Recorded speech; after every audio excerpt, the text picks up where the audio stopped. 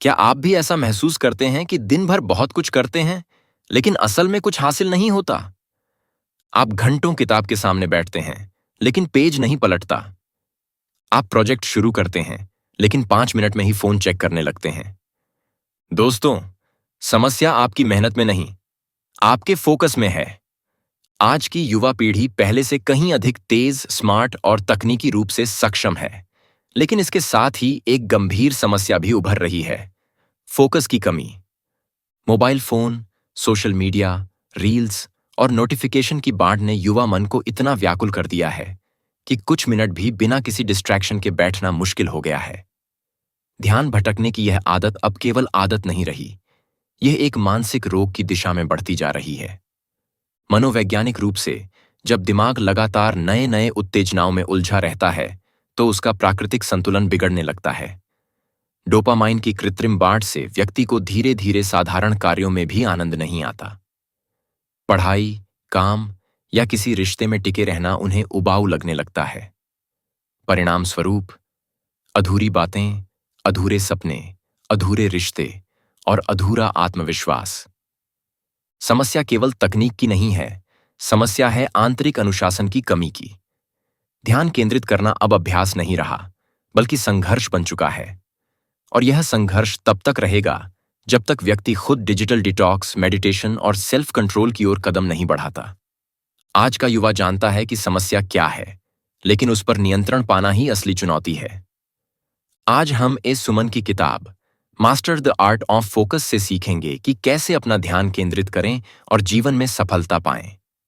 Chapter 1, एकाग्रता का अर्थ है मन को एक बिंदु पर स्थिर करना।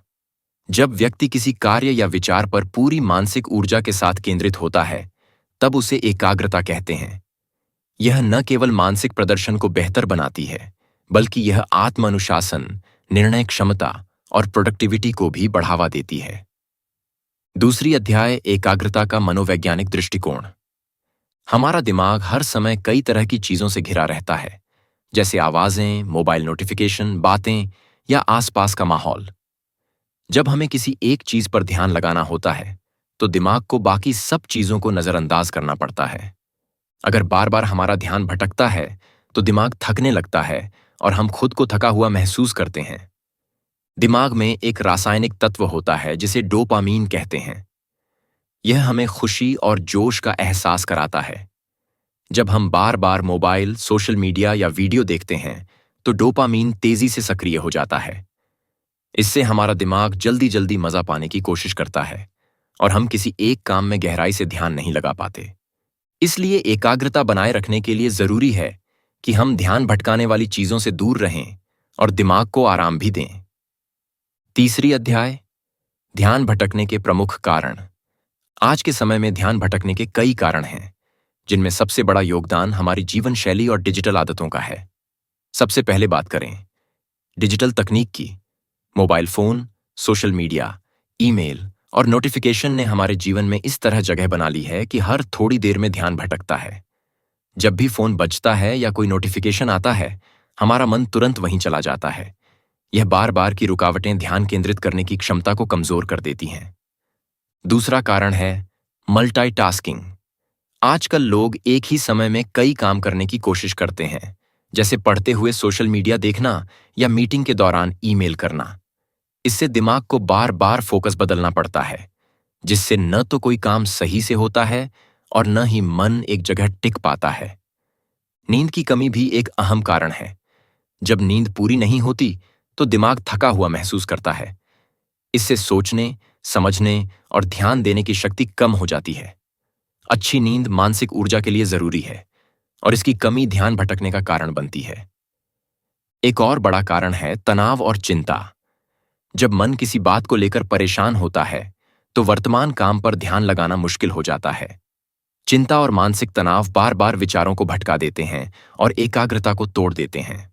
अंत में, अगर लक्ष्य स्पष्ट नहीं होता, तो मन खुद ही इधर उधर भटकने लगता है।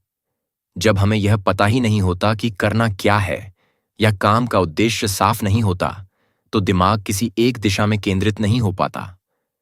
इन सभी कारणों को समझकर और नियंत्रित करके हम अपनी एकाग्रता को बेहतर बना सकते हैं चौथा अध्याय, एकाग्रता के लाभ। एकाग्रता यानी किसी एक काम पर पूरा ध्यान लगाना हमारे जीवन में बहुत फायदे पहुंचाता है। सबसे पहला फायदा है मन की शांति और साफ सोच। जब हम ध्यान लगाकर काम करते हैं तो हमारे दिमाग में उलझनें कम होती हैं और मन शांत रहता है। इससे हमें सही तरीके से सोचने में मदद मिलती है। दूसरा फायदा है फैसला लेने की क्षमता में सुधार। जब मन एक जगह लगा होता है तो हम चीजों को अच्छे से समझ पाते हैं और सोच समझकर सही फैसले ले पाते हैं।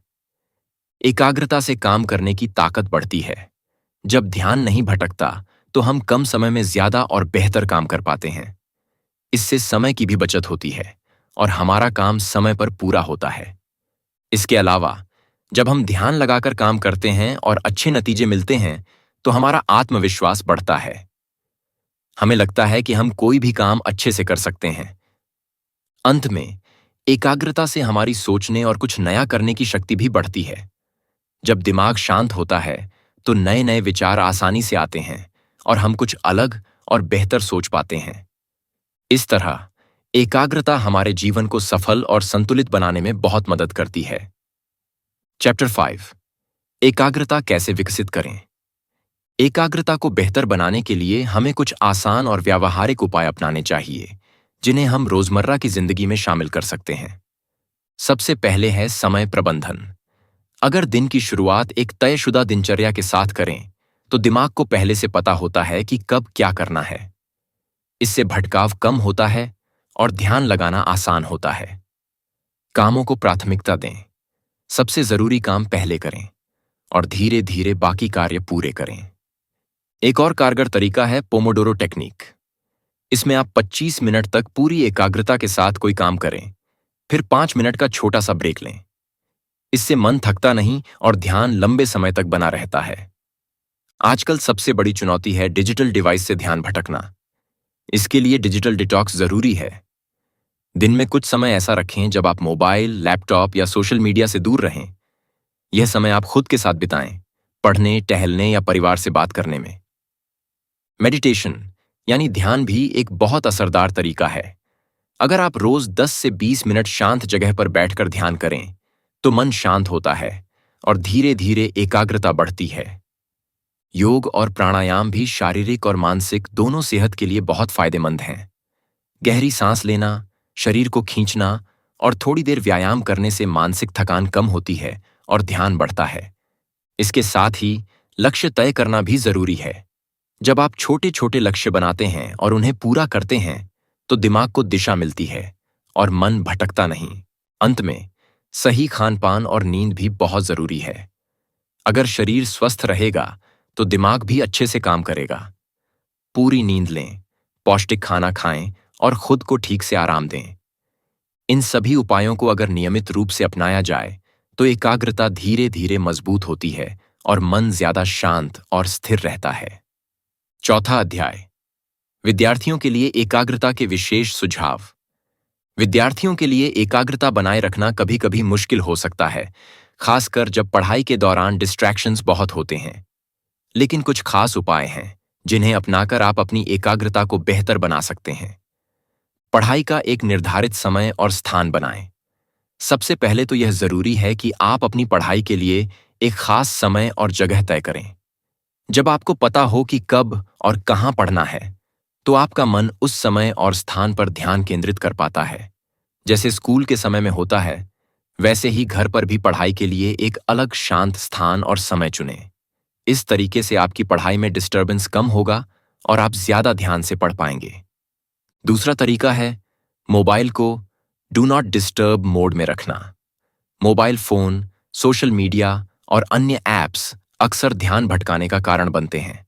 जब भी आप पढ़ाई कर रहे हों तो मोबाइल को साइलेंट या डू नॉट डिस्टर्ब मोड में रख लें।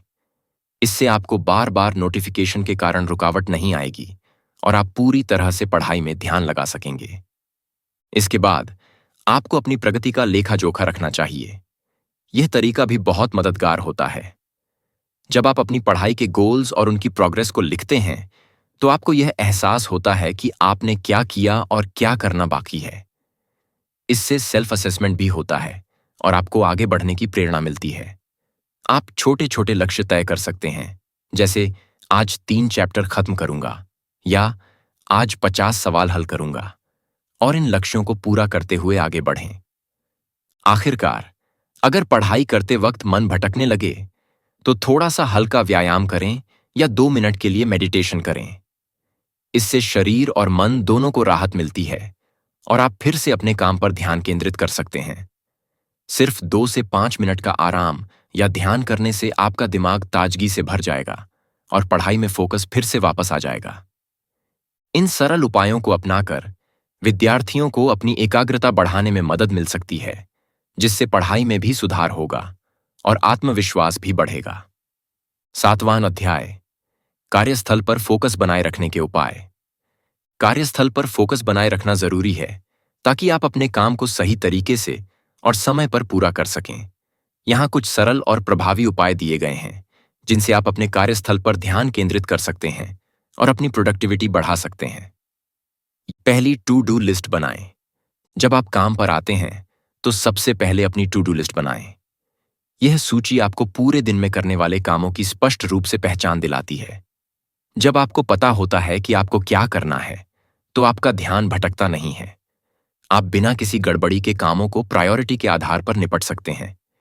एक एक करके अपने कामों को पूरा करने से आपको सैटिस्फिकेशन मिलती है और आपका फोकस बना रहता है। 2, एक समय में एक ही काम पर ध्यान दें। मल्टीटास्किंग से ध्यान भटकता है और काम में गलती हो सकती है। इसीलिए बेहतर है कि आप एक समय में केवल एक काम पर ध्यान केंद्रित करें। जब आप किसी एक काम में पूरी तरह से डूब जाते हैं, तो आप उसे जल्दी और सही तरीके से पूरा कर सकते हैं। इससे आपका ध्यान भी भटकता नहीं है और आप उस काम में अच्छे परिणाम पा सकते हैं। एक समय में एक ही काम करने से कार्य की गुणवत्ता भी बेहतर होती है। तीसरी, मीटिंग और ईमेल के लिए सीमित समय निर्धारित करें। मीटिंग्स और ईमेल्स कार्यस्थल में बहुत समय लेते हैं और अक्सर ध्यान भटकाने का कारण बनते हैं। इसीलिए इन्हें करने के लिए एक निश्चित समय तय करें। आप दिन में कुछ खास समय में ही मीटिंग्स कर सकते हैं और ईमेल्स चेक करने के लिए भी एक समय सीमा तय करें। इसके बाद इनसे बाहर का समय आप अपने कार्यों पर ध्यान केंद्रित करने में लगा सकते हैं। इस तरह से आपका समय प्रबंधित होगा और काम में फोकस बना रहेगा। चौथे, कार्यस्थल को व्यवस्थित और शांत रखें। एक अव्यवस्थित कार्यस्थल पर काम करने से ध्यान भटकता है। जब आपकी डेस्क पर बहुत सारी चीजें पड़ी होती हैं, तो आपका ध्यान उनके बीच भटक सकता है। इसलिए अपने कार्यस्थल को हमेशा व्यवस्थित रखें। केवल वही चीजें रखें जो काम से जुड़ी हों। साथ ही अगर आपके आसपास शोर है, तो कोशिश करें कि कार्यस्थल को शांत और शांतिपूर्ण रखें या हेडफोन का इस्तेमाल करें। शांत वातावरण में काम करने से आपका ध्यान स्थिर रहता है और आप बेहतर तरीके से काम कर पाते हैं। इन सभी उपायों को अपनाकर आप अपने कार्यस्थल पर फोकस बनाए रख सकते हैं, जिससे आप अपनी प्रोडक्टिविटी बढ़ा सकते हैं और अपने कार्यों को समय पर पूरा कर सकते हैं। चैप्टर 8, एकाग्रता और आत्मविकास का संबंध। एकाग्रता यानी ध्यान केंद्रित करना आत्मविकास की नींव है। जब हम अपने दिमाग को किसी एक काम पर पूरी तरह से लगा पाते हैं, तो हम न केवल उस काम को सही तरीके से करते हैं, बल्कि यह हमें अपने भीतर झांकने का भी मौका देता है। जब हम लगातार ध्यान भटकने से बचते हैं, तो हम खुद के बारे में बेहतर तरीके से सोच सकते हैं। आत्मविकास की प्रक्रिया में यह बहुत महत्वपूर्ण है, क्योंकि ध्यान केंद्रित करने से हम अपने विचारों को सही दिशा में ले जा सकते हैं और जीवन के लक्ष्य को स्पष्ट रूप से देख सकते हैं। जब हम अपने ध्यान को किसी एक काम में पूरी तरह से लगाते हैं, तो हमें अपनी शक्तियों और कमजोरियों का सही मूल्यांकन करने का अवसर मिलता है। यह हमें अपने विचारों और कार्यों का विश्लेषण करने में मदद करता है, जिससे हम अपने लक्ष्य की ओर सही कदम उठा पाते हैं। आत्मविकास के लिए जरूरी है कि हम खुद को समझें और इसके लिए हमें ध्यान केंद्रित करने की आवश्यकता होती है। ध्यान केंद्रित करने से सेल्फ डिसिप्लिन भी आता है।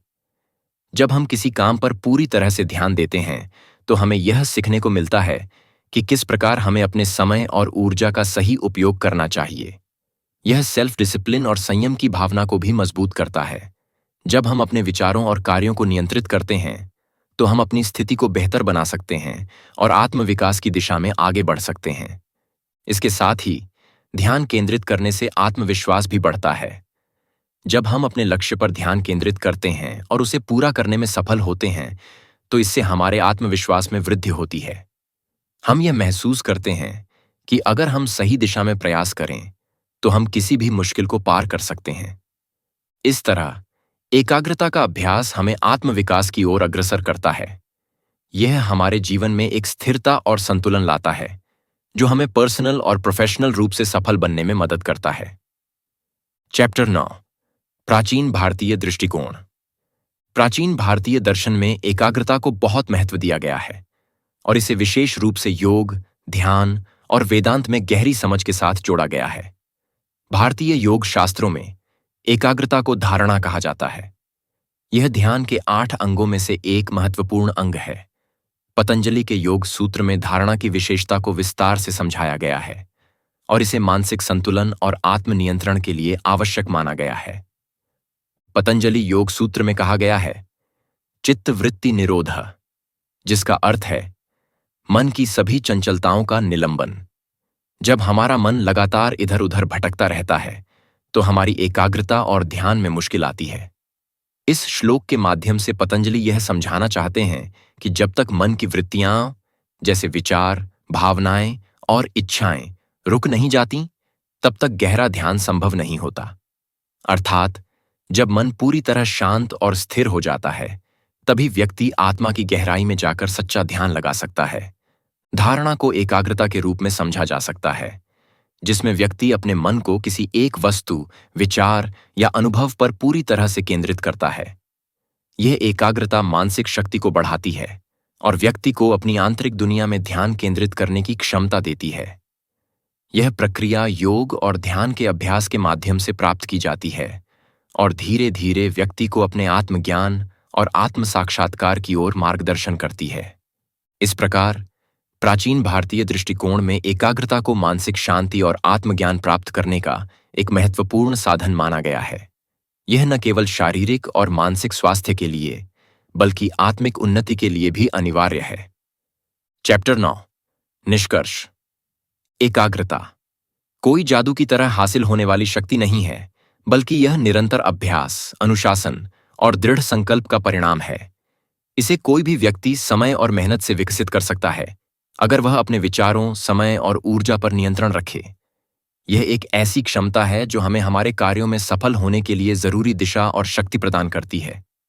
आज के तेज और व्यस्त जीवन में एकाग्रता सबसे महत्वपूर्ण कौशल बन गई है। हम जितना अपने मन और ध्यान को एक स्थान पर केंद्रित करेंगे, उतनी ही अधिक ऊर्जा हमारे पास होगी। ऊर्जा ही हमें अपने लक्ष्यों को प्राप्त करने में मदद करती है, और जहां ऊर्जा है, वहां सफलता और परिणाम मिलते हैं। इसलिए यदि हम अपने ध्यान को सही दिशा में लगाते हैं और अपनी मानसिक स्थिति पर नियंत्रण रखते हैं, तो हम किसी भी कार्य में सफलता प्राप्त कर सकते हैं। यह हमें जीवन के विभिन्न क्षेत्रों, चाहे वह व्यक्तिगत जीवन हो, प्रोफेशनल कार्य हो या सेल्फ डेवलपमेंट, में एक्सेलेंस प्राप्त करने की दिशा में मार्गदर्शन करता है। अंततः एकाग्रता हमें अपने जीवन को एक उद्देश्यपूर्ण और संतुलित तरीके से जीने में मदद करती है। यह जीवन की कठिनाइयों को पार करने के लिए मानसिक स्थिरता और ताकत प्रदान करती है, जिससे हम हर क्षेत्र में अपने लक्ष्यों को प्राप्त कर सकते हैं। दोस्तों, आज के इस वीडियो में हमने सीखा कि एकाग्रता को कैसे जीवन का अहम हिस्सा बनाया जा सकता है। यह एक ऐसी कला है जिसे आप अभ्यास और अनुशासन से अपनी दिनचर्या में शामिल कर सकते हैं। याद रखें, जितना अधिक आप अपने ध्यान को नियंत्रित करेंगे, उतना अधिक आप अपने जीवन के लक्ष्यों को प्राप्त कर पाएंगे। अगर आपको इस वीडियो से कुछ नया सीखने को मिला हो, तो कृपया हमारे चैनल को सब्सक्राइब करें और इस वीडियो को अपने दोस्तों के साथ शेयर करें। आपकी सहायता से हम और बेहतर कंटेंट लाने के लिए प्रेरित होंगे। धन्यवाद।